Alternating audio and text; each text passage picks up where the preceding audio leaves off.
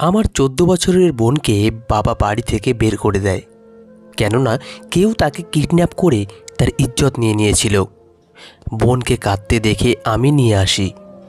এক রাতে আমার স্বামী রান্নাঘরে জল খাওয়ার বাহানায় গেলে আমার বোন চিৎকার করে দৌড়ে এসে মোবাইলে একটি ভিডিও দেখালো, যা দেখে আমার অন্তরাত্মা কেঁপে উঠেছিল।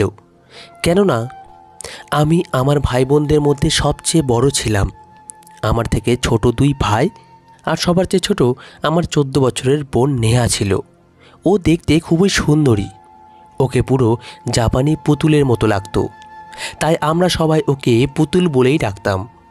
যখন আমার বিয়ে হলো তখন তাকে ফ্রক পরে পুরোপুরি পুতুল মনে হচ্ছিল। সবার চোখের নজর ওর দিকে কেন্দ্রীভূত হয়েছিল। আমার বোনের দুধ সাদা রং আর ব্রাউন কালার চুলে ১৪ বছরের বয়সেও ওকে এত সুন্দরী লাগছিল যে যে কোনো পরী যে ওকে দেখতে সেই নিজের চোখের পলক ফেলতে ভুলে যেত। কিন্তু ছিল ও খুবই সহজ সরল। ও এই দুনিয়ার ব্যাপারে তেমন কিছুই জানতো না। আমরা সবাই ওর এই সরলতার জন্য ওকে খুব ভালোবাসতাম। ওকে সবসময় আদর যত্নে রাখতাম। কিন্তু যখন আমার বিয়ে হলো তারপর থেকেই আমার ছোট বোনের উপরে সমস্যার পাহাড় নেমে এসেছিল। আমার বিয়ের মাস দুয়েক পরেই একদিন আমার কাছে মায়ের ফোন এলো। মা বলতে লাগলেন, নেহা এখনও অবধি স্কুল থেকে বাড়িতে ফেরেনি, আমরা ওকে খুঁজেও পাচ্ছি না। সেই সময়ে সন্ধ্যা হয়ে এসেছিল, তাই এই খবর শোনার সাথে সাথে আমি খুব টেনশনে পড়ে গেছিলাম। এরকম তো আগে কখনো হয়নি। নেহা বাড়ির কাছের স্কুলেই পড়তো, ও কোথায় যেতে পারে এসব ভেবে আমার হৃদয়ে উৎকণ্ঠা হতে শুরু করেছিল। আমার মা কান্না করে যাচ্ছিল, আর আমিও ওকে নিয়ে খুব টেনশনে ছিলাম। আমার শ্বশুরবাড়িতে আমার স্বামী ছাড়াও আমার এক দেওর ছিল, যে সবেমাত্র কলেজ থেকে ফিরে এসেছিল। আমি আমার শাশুড়িকে এসব কথা জানালে তিনি আমাকে আমার বাবার বাড়ি যাওয়ার অনুমতি দিয়ে দিলেন। আমি আমার দেওরের সাথে বাইকে করে সেখানে পৌঁছে গেলাম। আমার মা কান্না করতে করতে নিজের অবস্থা খারাপ করে নিয়েছিল। সন্ধ্যার অন্ধকার নেমে এসেছে। এখন তো আমাদের পাড়াতেও খবর ছড়িয়ে গিয়েছিল যে নেহাকে খুঁজে পাওয়া যাচ্ছে না। পাড়ার অনেক মহিলা আমাদের বাড়িতে উপস্থিত হয়েছিলেন। তাদের মধ্যে কেউ বলতে লাগলেন হয়তো ওকে অপহরণ করে নিয়ে গেছে। আবার কেউ বলতে লাগলেন কখনো কখনো কম বয়সী মেয়েদেরকে প্রেমের জালে ফাঁসিয়ে বাড়ি থেকে ভাগিয়ে নিয়ে যায়, আর তারপরে কোথাও নিয়ে গিয়ে বিয়ে করে দেয়। আমার মা আগে থেকেই কান্না করে যাচ্ছিলেন। এই সমস্ত কথা শুনে তিনি আরও বেশি কান্না করতে শুরু করে দেন। আমার বাবা আর দুই ভাই নেহাকে খুঁজতে গিয়েছে। আমাদের বাড়িতে তো যেন সমস্যার পাহাড় নেমে এসেছে। আমার নিজের চোখের জলও বন্ধ হচ্ছিল না। আমি মনে মনে ভগবানের কাছে নেহার বাড়িতে ফিরে আসার প্রার্থনা করছিলাম। রাত ১০টার দিকে পাড়া প্রতিবেশীরাও যে যার বাড়িতে ফিরে চলে গেছে। আমার বাবা আর ভাইয়েরাও ক্লান্ত হয়ে ফিরে এসেছে। বাবা মাথা নিচু করে বসে রইলেন। আমি বাবাকে বললাম আমাদের পুলিশের সাহায্য নেওয়া উচিত। আমার কথা শুনে আমার ভাই বলতে লাগলো, আমরা পুলিশের কাছে গিয়েছিলাম। তাদের বক্তব্য হলো যে বেশিরভাগ সময় মেয়েরা নিজেরাই বাড়ি থেকে পালিয়ে যায় আর বিয়ে করে নেয়, আর আমাদের পুলিশদের শুধু শুধু দৌড়াদৌড়ি করে মরতে হয়। আমি বললাম, ওই পুলিশওয়ালা কি পাগল? নেহা তো সবে মাত্র ১৪ বছরের। আমার কথা শুনে আমার অন্য ভাই রেগে বলতে লাগলো, আজকাল আর বয়সে বাধ্যবাধকতা নেই। আমার কয়েকজন বন্ধু স্কুলের ঘরে বসে নিজের চোখে দেখছে যে স্কুল থেকে অনেকটা দূরে একটা বাইক দাঁড়িয়েছিল। সেই জায়গাটা অনেকটা দূরে ছিল, এই কারণে ঠিকঠাকভাবে ওরা চিনতে পারেনি যে ও কার সাথে বাইকে বসে গিয়েছে। কিন্তু এটা সবাই দেখেছে যে নেহা নিজের ইচ্ছাতেই সে বাইকে উঠে বসেছে। এই খবরটা তো একটা ঝড় বয়ে নিয়ে এলো। এর মানে হলো যে নেহা নিজেই কোনো ছেলের সাথে বাইকে করে চলে গিয়েছে। এর মানে হলো ও বাড়ি থেকে পালিয়ে গেছে। কিন্তু এই কথাটার উপরে আমার মন মানছিল না। ও তো খুবই সরল আর ছোট। ও তো আজ অবধি আমাকে কখনোই এরকম কোনো কথা বলেনি। ও তো কখনোই আমার কাছে কোনো কিছুই লুকোতো না। মাত্র ১৪ বছরের একটা বাচ্চা কিভাবে এরকম করতে পারে? সেই রাতটা আমাদের সবারই খুব ভয়ানক কেটেছিল। একটা রাতে অনেক হয়। একটা মেয়ের বদনামের জন্য, তাতে সে বয়সে যে অবস্থাতে থাকুক না কেন। রাতভর আমার কাছে আমার স্বামীর ফোন আসছিল। ও বলছিল যে অফিস থেকে ফিরেই ওর জ্বর এসেছে। এই কারণে এখানে আসতে পারিনি। কিন্তু ও আমার কাছে বারবার পুতুলের খবর জিজ্ঞেস করছিল যে ও বাড়িতে ফিরেছে কি না। সকাল হলেই ও এখানে চলে আসবে। ওর শরীরে খুব জ্বর। তারপরেও ও আমার ভাইদেরকে বলেছিল যে আমাদের এই রকম হাতের উপরে হাত রেখে বসে থাকা উচিত না, নিজেদের বোনের জন্য চেষ্টা করা উচিত। কিন্তু আমার বাবা আর ভাইয়েরা ওর বন্ধুদের কথা বিশ্বাস করে নিয়েছিল যে আমাদের পুতুল নিজের ইচ্ছাতে কারোর সাথে পালিয়ে গেছে। কান্না করতে করতে এখন আমার মায়ের চোখের জলও শুকিয়ে এসেছে। যাই হোক, সকালবেলায় আমার স্বামী এখানে চলে এলো। দুপুরবেলা আমাদের গলিতে হঠাৎ চিৎকার চেঁচামেচি শুরু হয়ে গেল।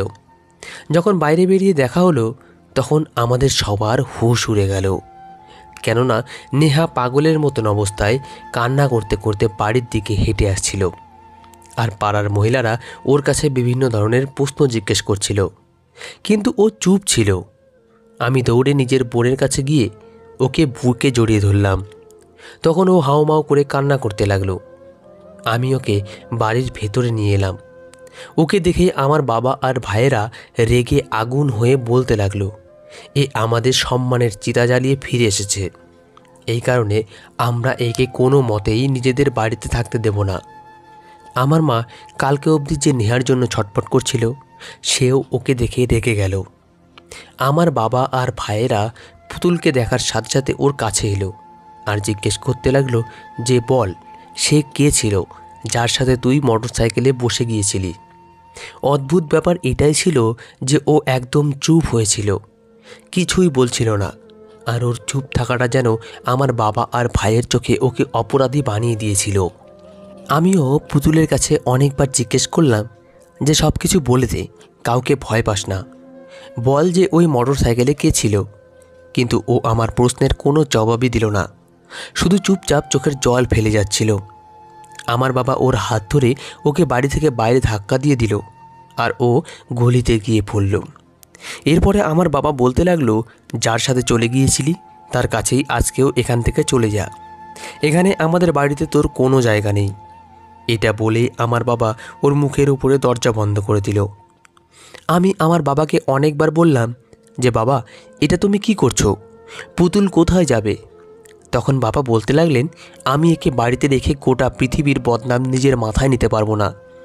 সমাজের লোকজন আমাকে শান্তিতে বাঁচতে দেবে না, তাই ভালো হয় এ যেখান থেকে এসেছে সেখানেই চলে যাক, না হলে মরে যাক। না জানি এই শব্দ আমার বাবা কিভাবে নিজের মুখ থেকে বের করছিল। আমি বাবাকে অনেক বোঝালাম, ভাইদের কাছে অনেক অনুরোধ করলাম।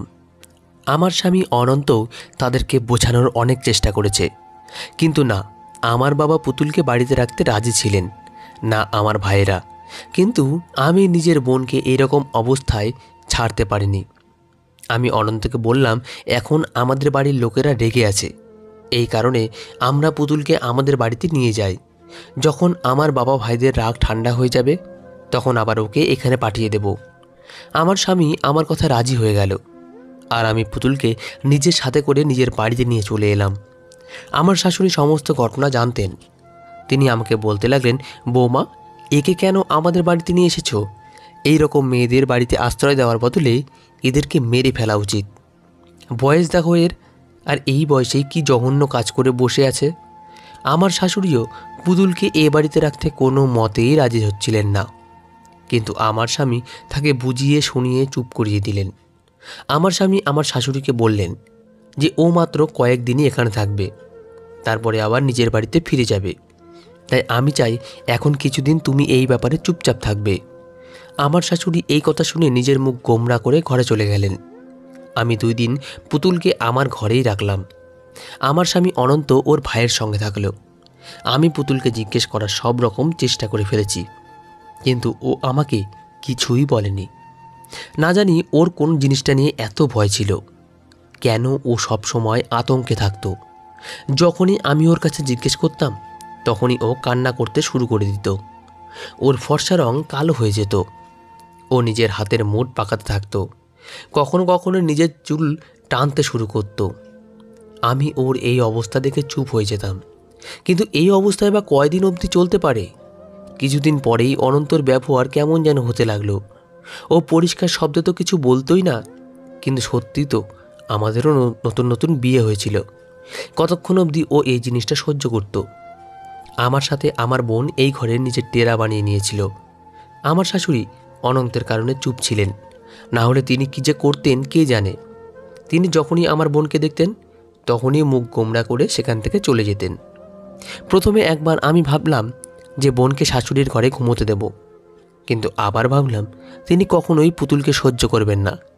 যা কিছু হয়েছিল আমার বোনের সাথে, সেটা তো ওর ওপর অত্যাচারই ছিল।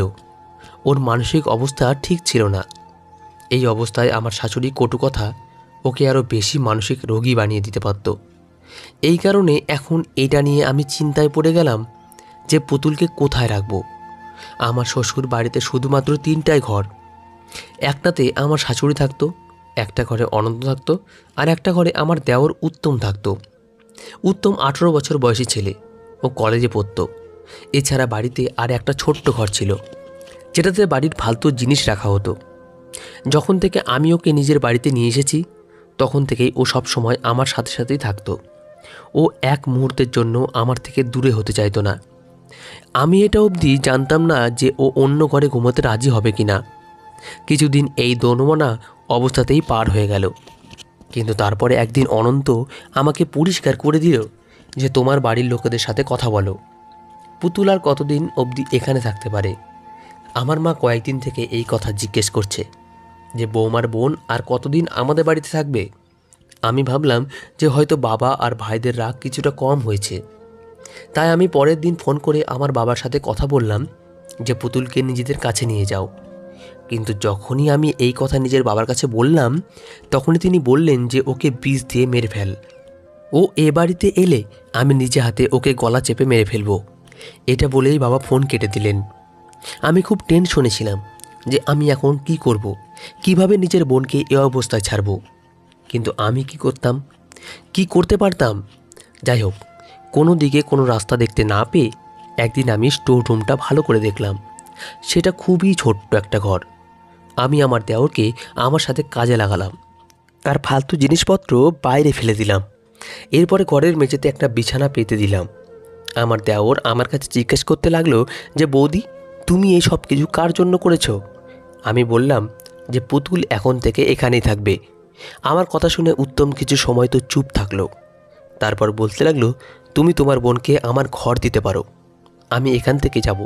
যখন ওর নিজের বাড়িতে ফিরে যাবে তখন আবার আমি। ও সবেমাত্র এইটুক কথাই বলেছিল, তখনই আমার কান্নার হেঁচকি শুরু হয়ে গেছিল। আমি অনেক দিন থেকে আমার মনের দুঃখ হৃদয়ে চেপে রেখেছিলাম। আমাকে কাঁদতে দেখে উত্তম চিন্তায় পড়ে গেল। আমি বললাম, ওর এই বাড়ি ছাড়া অন্য কোনো ঠিকানায় নেই। আমার বাবা আর ভাইয়েরা ওর মুখ অবধি দেখতে চায় না। যদি ও ফিরে যায় তাহলে ওকে জীবনের মতো শেষ করে দেবে। তুমি নিজের ঘরেই থাকো, না হলে মা আমাকে কথা শোনাতে থাকবে। আমার কথা শুনে উত্তম বলল, তুমি কান্না করো না, যেটা তোমার ঠিক মনে হয় সেটাই করো। আমি স্টোর রুমটাকে একটা ঘরের রূপ দিয়ে দিলাম।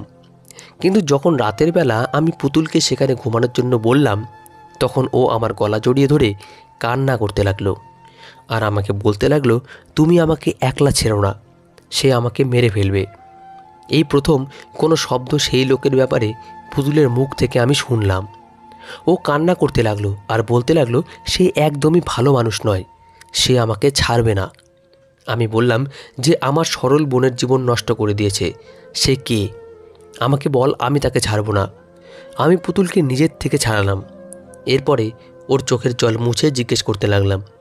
ও কিছু বলতে শুরু করছিল তখনই অনন্ত অফিস থেকে ফিরে এসেছিল। পুতুল ওকে দেখেই চুপ হয়ে গেল। তারপরে ও তাড়াতাড়ি করে আমার ঘরে চলে গেল। অনন্ত আমাকে বলতে লাগলো, তুমি তোমার বাড়ির লোকেদের সাথে কথা বলেছ? আমি ওকে সেই সব কিছুই বলেছিলাম যেটা আমার বাবা আমাকে বলেছিল, আর সঙ্গে এটাও বলে দিলাম যে আজকের পর থেকে পুতুল স্টোর রুমে থাকবে। আমার এই কথা শুনে অনন্ত রাগে মুখে কিছুটা নরম ভাব এসেছিল। ও বলতে লাগলো, এটা তবুও ঠিক আছে, আমি না হয় এটাকে একটা ঘরের মতোই বানিয়ে দেব, এখানে একটা সিঙ্গেল বেড এনে দেবো। ও স্টোর রুমটা দেখতে দেখতে বলল, আমি অনেক কষ্টে পুতুলকে স্টোর রুমে ঘুমানোর জন্য রাজি করিয়েছি। আমি ওকে বললাম যে ও যেন নিজের ঘরের দরজা ভিতর থেকে বন্ধ করে রাখে, যতক্ষণ অবধি আমি না বলবো ততক্ষণ অবধি ও যেন দরজা না খোলে। অনেক কষ্টে ও আমার কথা বুঝেছিল। সেই সময়ে ও খুব ভয়ে ছিল, কিন্তু আমার কথা মেনে নিল। ও স্টোর রুমে ঢুকে ঘরের দরজা বন্ধ করে নিল, আর আমি আমার ঘরে ফিরে এলাম। আজকে অনন্তর মুড খুব ভালো ছিল। ও আমাকে বলতে লাগলো ও কিছুদিনের মধ্যে স্টোর রুমকে ঘরের মতো সাজিয়ে দেবে। পরের দিন এটাই হলো। রুমটাকে একটা ঘরের মতো করে দেওয়া হলো, আর পুতুল সেখানেই থাকতে লাগলো। কিন্তু থাকতো চুপচাপই। অনন্ত যখনই বাড়িতে আসতো, পুতুলের মুখের রং সাদা হয়ে যেত। ও তাড়াতাড়ি করে নিজের ঘরে চলে যেত। ও উত্তমকে দেখেও তাড়াতাড়ি করে নিজের ঘরে চলে যেত। আমার মনে হতো হয়তো এই দুর্ঘটনা পুতুলের মনে সমস্ত পুরুষের জন্য আতঙ্ক তৈরি করে দিয়েছে। কিন্তু একবার আমি যা দেখলাম সেটা দেখে আমি হতভম্ব হয়ে থেকে গেলাম। একদিন আমি সকালে দেরি করে উঠেছিলাম, কেননা ছুটির দিন ছিল। কিন্তু যখন আমি ঘুম থেকে উঠে বাইরে এলাম, তখন রান্নাঘরে খুটখাট আওয়াজ শুনতে পেলাম। আমি রান্নাঘরে গিয়ে দেখলাম উত্তম নাস্তা বানাচ্ছে। পুতুলও সেখানেই ভীত অবস্থায় এক কোণে দাঁড়িয়েছিল। উত্তম ওর সঙ্গেই কথা বলছিল, আর ওকে জিজ্ঞেস করছিল যে তুমি অমলেট খাবে নাকি সেদ্ধ ডিম। উত্তম পুতুলের সঙ্গে খুব মিষ্টি সুরে কথা বলছিল, কিন্তু পুতুল খুব ভীত অবস্থায় চুপচাপ হয়ে দাঁড়িয়েছিল। আমাকে দেখে আমার কাছে এসে গেল। উত্তম ঘুরে আমাকে রান্নাঘরের দরজায় দেখে ও হাসতে লাগলো, আর বলতে লাগলো তোমার বোনের খুব খিদে পেয়েছিল, অনেকক্ষণ থেকে ও তোমার ঘরের বাইরে বসেছিল। আমি বললাম যে বৌদি রবিবার দেরি করে উঠবে। উত্তম খুব সাধারণভাবে কথা বলছিল, কিন্তু পুতুল আমাকে জড়িয়ে ধরে কাঁদছিল। আমি বললাম উত্তম, তুমি পুতুলের থেকে দূরেই থাকবে। আমার কথা শুনে উত্তম খুব অবাক হয়ে আমার দিকে তাকালো, আর বলতে লাগলো বৌদি তুমি কি আমার উপরে কোনো সন্দেহ করছো? আমি বললাম না, কিন্তু মা যদি তোমাকে এইরকম পুতুলের সঙ্গে কথাবার্তা বলতে দেখে নেয়, তাহলে আমার বোনের এই বাড়িতে থাকাও বন্ধ হয়ে যাবে। এটা বলেই আমি পুতুলকে ওর ঘরে নিয়ে এলাম। কিন্তু না জানি কী ব্যাপার ছিল, ও পুতুলের সাথে কথা বলা ছাড়েনি। যখনই সুযোগ পেত পুতুলের সাথে এদিক সেদিকে কথা বলতে শুরু করে দিত। কখনো কখনো বাজার থেকে ওর জন্য চকলেট নিয়ে আসতো। পুতুল ওকে দেখেই ভয় পেয়ে নিজের ঘরে চলে যেত। ব্যাপার শুধুমাত্র এতটুকুই ছিল না। একদিন খাবার সময় যে কথা উত্তম আমাদের সবাইকে বলল, সেটা শুনে আমরা সবাই খেতেই ভুলে গেছিলাম। ও আমার শাশুড়িকে বলতে লাগলো যে ও পুতুলকে বিয়ে করতে চায়। এই কথাটাতে বাড়িতে একটা ঝড় উঠে গেল। আমার শাশুড়ি যে এতদিন অবধি অনন্তের কথায় চুপ ছিল, তিনি আজকে ফেটে পড়লেন। বলতে লাগলেন এখনই এই মেয়েকে বাড়ি থেকে বের করে দেওয়া হোক। এই বজ্জাত মেয়ে না জানি এতটুকু বয়সে কার কার সাথে মুখ কালা করে ফেলেছে, আর এখন এ আমার ছেলের দিকে হাত বাড়িয়েছে। আমার শাশুড়ি রাগের চোটে আগুন হয়ে গেছিলেন। আমি তো নিজের শ্বাস নিতেই ভুলে গেছিলাম। উত্তমের কি দরকার ছিল এরকম কথা মুখ থেকে বের করার? হয়তো ও আমার সেই দিনের কথার বদলা নেওয়ার জন্য এই সব কিছু করছিল। ও হয়তো আমার নিষেধ করা খারাপ লেগেছিল, তাই ও বিয়ের কথা ছেড়ে দিয়েছে। ও জানতো যে এটা শুনে পুতুলকে আমার শাশুড়ি ঘাড় ধাক্কা দিয়ে বাড়ি থেকে বের করে দেবে। অনন্ত এই কথা শুনে খুব বেশি রেগে গেছিল। আমি বললাম উত্তম, তুমি এটা কী ধরনের কথা বলছো? আমি কোনো মতেই এটা হতে দেব না। আমার কথা শুনে বলল আমি বিয়ে নেহাকেই করব, তাতে তোমরা আমাকে যা কিছুই বলো না কেন। ভালো হয় তোমরা এই কাজটা ঘরের চার দেওয়ালের মধ্যেই করে ফেলো, না হলে আমি একে নিয়ে যে কোনো মন্দিরে গিয়ে বিয়ে করে নেব। আমার শাশুড়ি এই সব কথা শুনে উত্তমের মুখের উপরে থাপ্পড় মেরে দিল, আর বলতে লাগলো কী রকম মুখ চালাতে শিখেছিস তুই? খবরদার আর কোনো কথা উচ্চারণও করবি না। তারপরে যা কিছু উত্তম বলল সেই কথা শুনে আমাদের সবার হুঁশ উড়ে গেল। কেননা উত্তম বলতে লাগলো নেহার সাথে যা কিছুই হয়েছিল সেসব আমিই করেছিলাম, আমি ওর এই অবস্থার জন্য দায়ী। এই কথা শুনে আমি হতভম্ব হয়ে থেকে গেলাম। আমার শাশুড়ি হতবাক হয়ে ওর দিকে তাকিয়ে রইল। অনন্ত হতবাক হয়ে গেছিল। উত্তম লজ্জিত ভাব নিয়ে মাথা নিচু করে বলল আমার ওকে প্রথমবার দেখেই ভালো লেগে গেছিল। আমি জানতাম যে ওর এই বয়স এখনও কম, এই কারণে মা কখনোই আমার সাথে ওর বিয়ে দেবে না। আর এমনিতেও মা আমার জন্য নিজের বান্ধবীর মেয়েকে পছন্দ করে রেখেছিল, এই কারণে তিনি কখনোই এই বিয়ের জন্য রাজি হবেন না। এদিকে নেয়ার রূপ আর ওর কথা আমার মাথায় ছেয়ে গেছিল। সেই দিন আমার উপরে না জানি কী ভূত চেপেছিল যে আমার মাথায় নেয়াকে ছাড়া আর কিছুই আসছিল না। এই কারণে সেদিন আমি ওর স্কুল থেকে কিছুটা দূরে বাইক নিয়ে দাঁড়িয়ে রইলাম। যখন ও সেখান দিয়ে যাচ্ছিল, আমি ওকে মিথ্যা বলেছিলাম যে তোমার দিদির শরীর খুব খারাপ, সে তোমাকে ডাকছে, চলো আমার সাথে। আমার কথা শুনে ও আমার ভাইকে উঠে আসে। তারপর আমি ওকে আমার এক বন্ধুর খালি বাড়িতে নিয়ে গেছিলাম। ওকে ক্লোরোফর্ম দিয়ে অজ্ঞান করে আমি বাড়িতে ফিরে আসি, যাতে আমার ওপরে সন্দেহ না হয়। তারপরে সেটাই হলো। কিছু সময় পরে আমি বৌদিকে নিয়ে তার বাবার বাড়িতে চলে গেলাম। কিছু সময় সেখানে থেকে আমি ফিরে আবার নেহার কাছে চলে গেলাম। সেই সময় আমার মাথায় ভূত চেপেছিল, তাই সেই সময় আমার এই সরল মেয়েটার উপরে একটুও দয়া হয়নি। আমি একে আমার নিশানা বানিয়ে নিয়েছিলাম।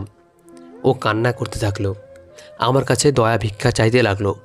কিন্তু আমার উপর তো শয়তান যেন হাবি হয়ে গেছিল। আমি ওর অসহায় অবস্থার সুযোগ উঠাতে লাগলাম। তারপরে ওকে ভয় দেখালাম, ধমকালাম যে যদি ও আমার নাম নেয় তাহলে ওকে একদম শেষ করে দেব। ও ছোট ছিল, এই কারণে ভয় পেয়ে গেছিল। তারপর ওকে সেই জায়গাতেই রেখে বাড়িতে চলে এলাম। পরে আমার অনুভব হয়েছিল যে যা কিছু আমি করেছি সেটা ভুল ছিল। আমি ভাবলাম যখন নেহা বড় হবে তখন ওকে বিয়ে করে নেব। কিন্তু আমি এটা জানতাম না যে ওর বাড়ির লোক ওকে গ্রহণ করবে না। এরপরে ও এখানে এসে থাকতে লাগলো, আর আমার জন্য ওকে ছাড়া থাকা কষ্টকর হয়ে গেল। আমি ওর থেকে দূরে থাকতে পারবো না। আমি যাতে আমার অপরাধ করে না ফেলি, তাই তোমরা আমার বিয়ে নেয়ার সাথে দিয়ে দাও। উত্তমের কথা শুনে আমি ওকে মারতে লাগলাম। অনন্তের চেহারাও রাগের চোটে লাল হয়ে গেছিল। আমার শাশুড়ি এখন একদমই চুপচাপ হয়ে গেছিলেন। আমি উত্তমকে বললাম, তোমার লজ্জা হয়নি এসব করতে? আমি তোমাকে ছাড়ব না। আমি তোমার মতো জঘন্য লোকের সাথে নিজের বোনের বিয়ে কোনো মতেই দেব না। আমি তোমার উপরে কেস করব, তোমাকে জেলে পাঠিয়ে ছাড়ব। ও চুপচাপ মার খেতে লাগলো। তারপর আবার বলতে লাগলো, আমার ভুল হয়ে গেছে, তুমি আমাকে জেলে পাঠিয়ে দিতে পারো, কিন্তু এতে তোমার বোনের সম্মান ফিরে আসবে না, আর না তো কেউ একে নিজের করে নেবে। আমি সবসময় নিজের এই ভুলের জন্য অনুতপ্ত হই। আমি নিজের ভুল বুঝতে পেরেছি। আমি যে কষ্ট একে দিয়েছি সেসব ভেবে আমার খুব অনুশোচনা হয়। তাই আমি একে বিয়ে করে একে সম্মান দেব। উত্তম আমার সামনে হাত জোর করে এই সব কথা বলছিল। আমার শাশুড়িও কান্না করতে লাগলো, আর উত্তমকে গালমন্দ করতে লাগলো। যাই হোক, কয়েকদিনের পরে নেহার বিয়ে উত্তমের সাথে হয়ে গেল। সময় এইভাবেই কাটতে লাগলো। কিন্তু একদিন আমার সামনে এই রহস্যটার নতুন একটা দিক খুলে গেল। একদিন আমি যখন বাজার থেকে ফিরলাম, তখন আমার শাশুড়ি ঘুমিয়েছিলেন। আমার দেওর উত্তম বাড়িতে ছিল না। বাড়ির মেন গেটের চাবি আমার কাছে ছিল। আমি দরজা খুললাম তো আমি আমার স্বামী অনন্ত আর নেহার কথা বলার আওয়াজ শুনতে পেলাম। আমি ভিতরে যেতে যেতে শুনতে পেলাম অনন্ত আমার বোন নেহাকে বলছে, আমাকে শুধু এটা বলে দাও যে উত্তম এই সব কিছু কীভাবে জানতে পারলো, যেটা আমি তোমার সাথে করেছিলাম। অত্যাচার তো আমি তোমার সাথে করেছিলাম, তুমি ওকে এইসব কথা কেন বলেছ? ও এ কথা শুনে সেই সময় আমার শরীর থেকে যেন জীবন বেরিয়ে গিয়েছিল। পুতুল কান্না করছিল, আর না তো মাথা নাড়ছিল। অনন্ত ওর সঙ্গে এমনভাবে কথা বলছিল যেন ওকে মেরেই ফেলবে। তখনই আমার নিজের পিছনে কারো থাকার অনুভব হলো। আমি ফিরে দেখলাম যে উত্তম দাঁড়িয়ে আছে। ও এক নজর আমার দিকে দেখে সামনে এগিয়ে গেল, আর অনন্তকে ধাক্কা দিয়ে পুতুলের থেকে দূরে সরিয়ে দিল। অনন্ত আমাদের আসার শব্দ টের পায়নি। উত্তমকে দেখে পুতুল ওকে গিয়ে জড়িয়ে ধরল আর বলল, উত্তম, আমাকে এই লোকটার থেকে বাঁচাও। পুতুল তখনও কাঁপছিল। উত্তম ওকে নিজের বুকে জড়িয়ে খুব আদুরে শব্দে বলতে লাগলো যে আমি আছি তো তোমার কাছে, এখন তুমি আমার স্ত্রী, তোমার কাউকে দেখে ভয় পাওয়ার দরকার নেই। অনন্তের চোখ যখন আমার দিকে পড়ল তখন ওর হুঁশ উড়ে গেল। আমার চোখ থেকে জল পড়তে দেখে ও বুঝে গেল যে আমি সমস্ত সত্যিটা জেনে ফেলেছি। উত্তম খুব রাগী শব্দে অনন্তকে বলল, যদি সে এখন পুতুলের আশেপাশেও আসে তাহলে ও নিজেই ওকে জেলে পাঠিয়ে ছাড়বে। এটা বলেই ও পুতুলকে নিজের ঘরে নিয়ে গেল। অনন্ত আমার সামনে চোখ উঠিয়ে তাকাতে পারছিল না। আমি সেখানেই মাটিতে বসে পড়লাম। এত বড় ধাক্কা সহ্য করা আমার ক্ষমতার বাইরে। সময় এভাবেই কাটতে লাগলো। এখন আমার জীবন অনন্তের সাথে শুধু একটা সমঝোতা ছিল, কেননা আমি ওর বাচ্চার মা হতে যাচ্ছি। ও আমার কাছে অনেকবার নিজের ভুলের ক্ষমা চেয়েছিল, কিন্তু ওকে ক্ষমা করা আমার ক্ষমতার বাইরে। আমার দেওর উত্তম নিজের পড়াশোনার সাথে সাথে ছোট একটা চাকরিও করত। ও আমাকে বলেছিল, বৌদি, তোমার বোনের আসল অপরাধী আমি না, বরং তোমার স্বামী ছিল। আমাকে নিয়ে সব কিছু বলে দিয়েছিল। ওর অবস্থা দেখে ওর উপরে আমার খুব করুণা অনুভব হয়। আর নিজের দাদার উপরে রাগ। তাই আমি সমস্ত দোষ নিজের উপরে নিয়ে পুতুলকে নিজের স্ত্রী বানিয়ে নিই। তুমি বিশ্বাস করো, আমি ওকে দুনিয়ার সমস্ত খুশি দেব। আর হ্যাঁ, আমি খুব তাড়াতাড়ি নেহাকে বিয়ে করে আলাদা হয়ে যাব। আজকে আমি ওর করুণাকে যতই প্রণাম করি না কেন, সেটাই কম হতো। এখন আমি এটাই ভাবি যে যেখানে অনন্তের মতো একটা কামিনা মানুষ থাকে, সেখানে উত্তমের মতো ভালো মানুষও থাকে। উত্তমের মতো মানুষের কারণেই এই পৃথিবীটা এখনও বসবাসের যোগ্য। বন্ধুরা, আশা করি আপনাদের এই ভিডিওটা ভালো লেগেছে। যদি ভালো লেগে থাকে তাহলে কমেন্ট করে অবশ্যই জানাবেন। আজকের গল্পটি এই পর্যন্তই। ধন্যবাদ সবাইকে। ভালো থাকবেন, পাশে থাকবেন।